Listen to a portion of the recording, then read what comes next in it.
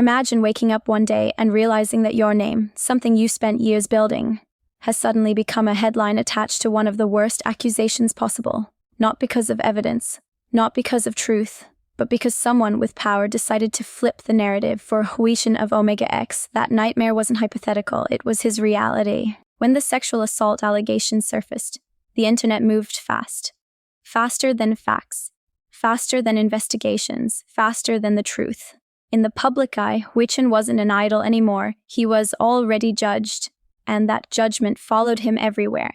In interviews, in search results, in whispers, and in silence. On December 16th, during JTBC's incident chief, Hwichan finally spoke. Not as a celebrity, but as a human being who had been crushed under the weight of an accusation he says was never true. He admitted that from the moment the police investigation began, he felt branded as a criminal. Not suspected, not questioned, already convicted in the court of public opinion. He said it felt like his life was over. But then came the part of the story that shocked many people who had only heard one side. According to Hwichan, the incident didn't happen the way it was presented. He claimed that he was the one being pressured, that he was alone with the former CEO of the group's previous agency, that verbal abuse and threats continued, that when he refused, physical contact was forced on him. He described being scared, humiliated, and so overwhelmed that he ran away. What made the situation even more disturbing was the power dynamic.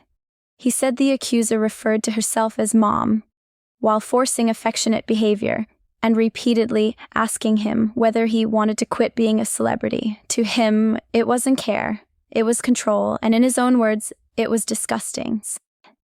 Yet despite this testimony, the former CEO attempted to charge him with sexual assault. For months, the case dragged on. Public perception stayed frozen at accused idol, while Hwichan's mental health and reputation quietly collapsed behind the scenes. This is the part of idol scandals people rarely talk about. The damage done before a verdict even exists. Then, on December 10th, everything changed. The Seoul Eastern District Prosecutor's Office officially dismissed the case. No indictment, no charges. The reason?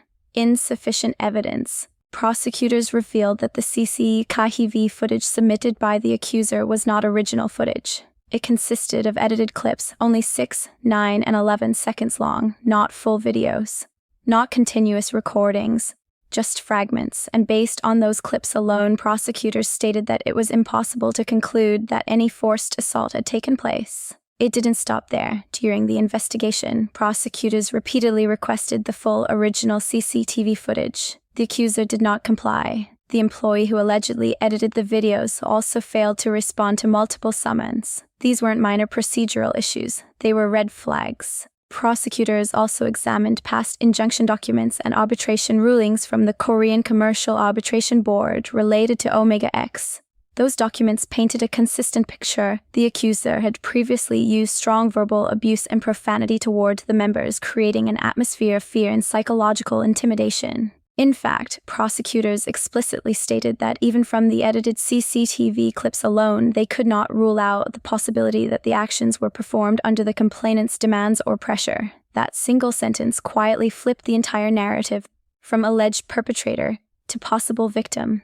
With the case officially closed, Hwichan and his current agency IPQ announced they are considering legal action for false accusations. Their statement was clear and restrained, but heavy with meaning. The prosecution had concluded the case with no charges, yet the damage to Hwichan's mental health, career, and public image had already been done. They emphasized that he suffered severe social stigma and emotional distress for a long time due to accusations that were not true, and expressed hope that distorted claims and malicious allegations would finally stop being repeated.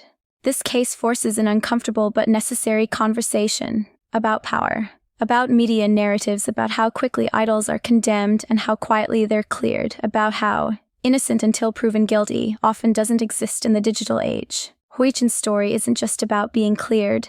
It's about what it costs to survive an accusation even when the truth eventually comes out. If you care about fairness in the industry, about protecting artists, and about hearing the full story, not just the loudest headline, make sure you're subscribed to Daebak Daily. Share this video, leave your thoughts in the comments, and let's talk about what accountability should really look like. Before you click away, remember this: news moves fast, but the truth moves slower, and if we don't stop to listen, real people get destroyed in the process. Stories like Hwichan's remind us why context matters, why evidence matters, and why we should never confuse allegations with facts. If you believe idols deserve fairness, not instant judgment, hit subscribe and turn on notifications so you don't miss the stories that actually matter. Share this video so the full picture reaches more people, and drop your thoughts in the comments. Was justice handled properly here, or did the damage come too early? This is Daebak Daily, where headlines end and the real story begins. 소속사 대표로부터 갑질 피해를 당했다고 주장하는 오메가 X. 미국 LA에서 포착된 소속사 대표 강모 씨의 폭언 및 폭행. 마지막 엔딩이야. 너희들이 이 무대에 올리기 위해서 회사가 내가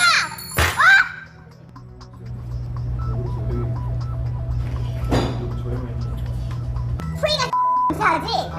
되게 심상이 너무 떨리는데. 네! 나는 너희들 보면서 부들부들 떨었어. 왜 저희가 지금 이런 소리 지르고 이래? 내가 너희들을 보면서 부들부들 떨었어. 콘서트 도중 자신에게 감사 인사를 제대로 전하지 않았다는 게 강 대표가 폭언한 이유였습니다. 호텔 로비에서도 공황 증세를 보이는 제안을 바닥에 넘어뜨렸습니다.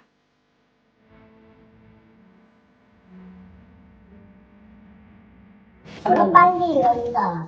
그럼 열어. 왜 내 맞아? 문 열어.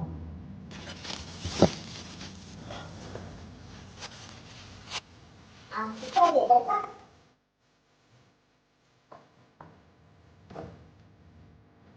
난 딸려서 빨리 열어. 매니저에게 방문을 열라며 욕설도 합니다. 회사의 반응은 충격적이었습니다. 이후 소속사는 강 대표의 잦은 사퇴를 발표했습니다.